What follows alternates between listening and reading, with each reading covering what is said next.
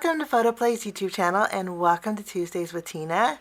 Today I'm super excited to share a few projects with you using the PhotoPlay Papers Serendipity 12x12 collection. This is such a fun collection pack. A lot of fun images in here, and that's the name Serendipity. I'm going to be using this to create 3 projects, and we're also going to bring in the Serendipity 12x12 dies paper sheet. And of course we need the coordinating dies to cut out our images, and then I'm also going to use the coordinating Serendipity Mylar stencil for my cards today. I love stenciling over pattern paper, and I thought that's what we would do with the stencil. I love the little heart pattern. So I'm going to go ahead and put these off to the side, pick out some pattern papers, and then I'll tell you the names of those, and then we will do a little bit of stenciling. The pattern papers that I chose, I'm going to tell you the names of them because these I trimmed in half. These are actually 12x12 sheets in your collection pack, or your favorite store will sell them individually. I'm going to tell you the names of them in case you're interested in getting them individually or stocking up a little bit more on your favorite patterns. But this is Choose Happy. We have Just Imagine, One of a Kind, Fine and Dandy, and Follow Your Heart. These are the ones that we're going to use. And I do want to mention that the Just Imagine has a gradient. So down the bottom is darker green, and it fades up a little bit to a lighter green. And also the Follow Your Heart does the same thing. It starts off with a red orangey color, and then it'll fade up to a lighter orange. So I'm using the lighter portion, but any gradient you use for our cards today would work because we're going to be stenciling over it. So these are our pattern papers. I'm going to bring in my dice paper, and I'm going to die cut out a few cherries. I am also going to do some lemons. I love lemons. And then also I'm going to die cut out a couple coffee cups. I'm looking at the orange and the blue for my projects today. Now the fun thing about our dice paper are the sentiments. They're colored in, you can see here, and when you die cut them out you won't see any white shadow behind it. Well, I'll show you. I'll trim some of these out and I'll die cut out my images, and then I'll show you about the sentiments. I have all my images die cut out, and I wanted to share with you what I meant about the sentiments. There is a little bit of overlapping, so you can't go wrong when you die cut out your sentiment, but it does die cut out the whole entire color. I just thought that was super neat. Okay, I've chose some pattern papers to do my stenciling on. We have the green, the yellow, and then the orangey. I'm going to put everything off to the side, and then we'll start with our orange. This is 3 1/4 inches wide by 5 1/2 inches tall. So it's going to go the full length of my card base, but it's going to leave me a little bit of a border on the left and the right. I'm going to take my stencil here.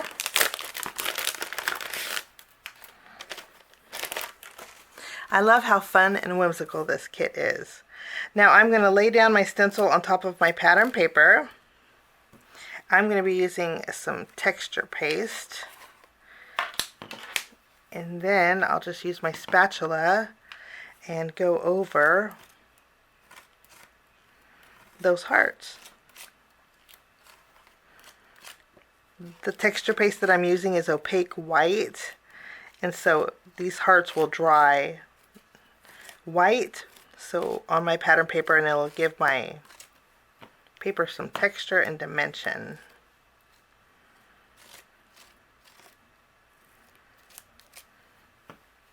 It's kind of like spreading frosting. And I think that is fully covered. I'm going to lift my stencil.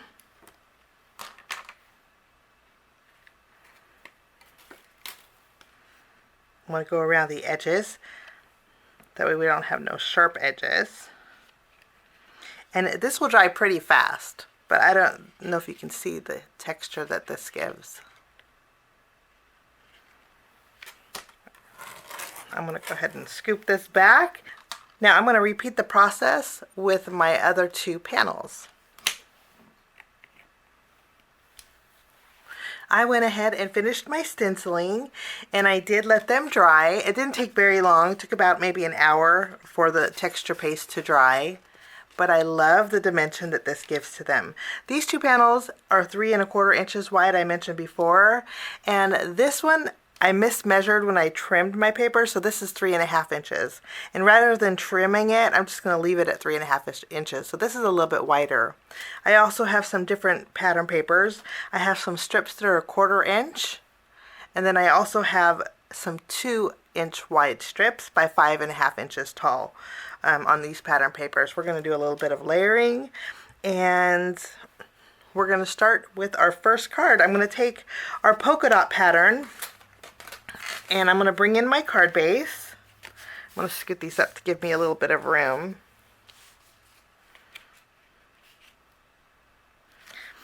And I'm going to flip this over. I'm going to add some tape behind it, and we're going to directly adhere this to our card base. I'm going to adhere it about 1/4 inch from the right side here. After we have this adhered, I have this thin strip. I'm going to flip this around, and using my glue, I'm going to adhere it to this pattern paper. We're going to do a little bit of layering.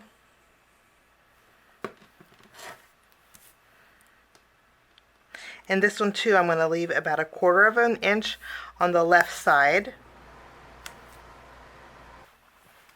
I'll take this panel, we're going to add some, and rather than using my tape runner, I think I'm going to use glue, because this panel is going to go over our texture, and I really want this to be adhered. So we're going to apply this glue liberally here. And I'm going to tack this down on my panel. We're going to tack it on our stenciled panel about 1/4 inch on this side.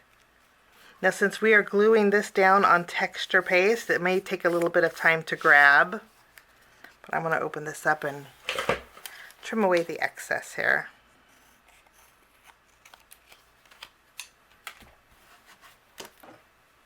I'm going to use a heavy acrylic block to help secure that to that textured background. And in the meantime, I'm going to repeat the same thing with our other panels here.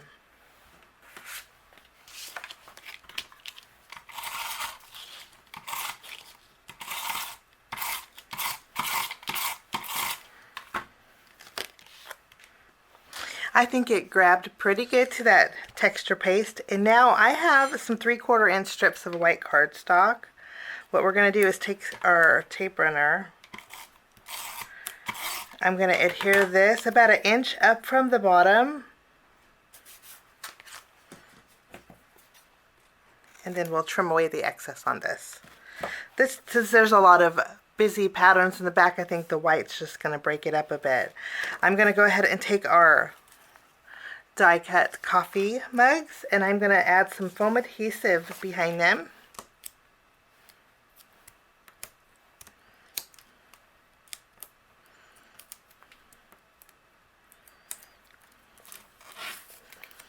And over the end seam of this white cardstock, I'm going to do a little crisscrossing with them.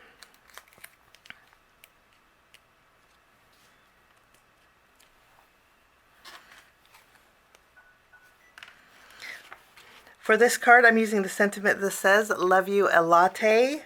I am going to turn it over, and I'm going to add a thin foam strip behind it to give our sentiment a little bit of dimension also. And we will add our sentiment.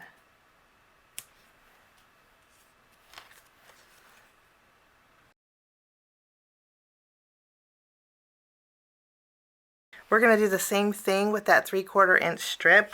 So I'll just add some adhesive.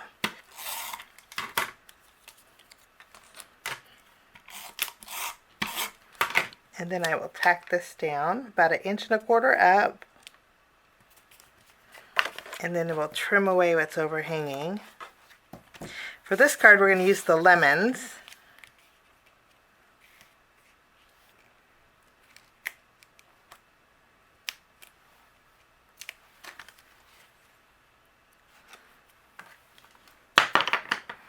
And we'll continue on with our third card. This one is going to have the cherries.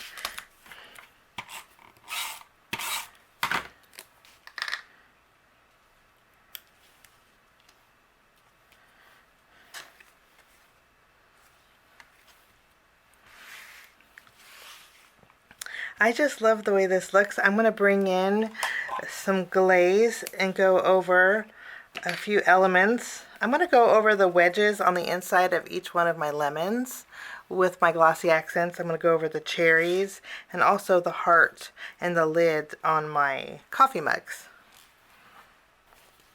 I finished up with my glaze and it just made those lemons come to life. I'm going to bring in some scratch paper and some clear glitter, and while that glaze that I added is still wet, I'm going to bring in some glitter, and we're just going to add a little bit of shine to this, just a little bit.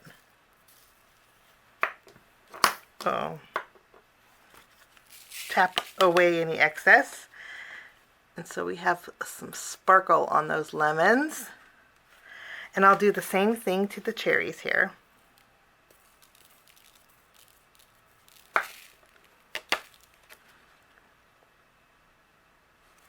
And we'll do a little bit on our coffee mug too. Why not sparkle up our coffee mug too?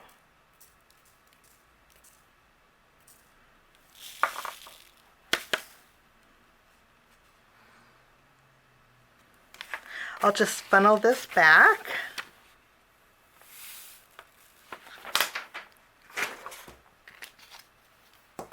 And then that finishes my projects today.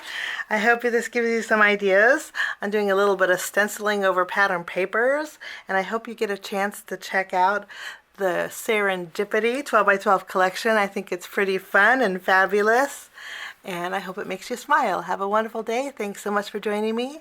We will see you again real soon. Bye-bye.